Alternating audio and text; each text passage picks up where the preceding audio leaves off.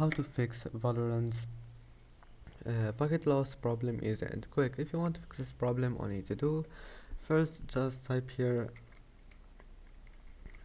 run, and then right click on it and just click on it,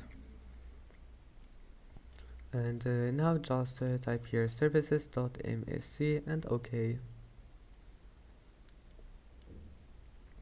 Then scroll down until you find VGC, right click on it, restart,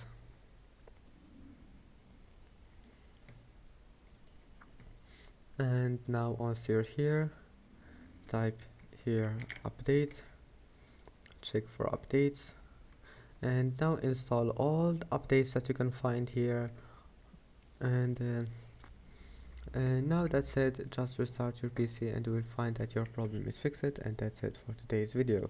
If you like this video, don't forget to like, and see you in the next video.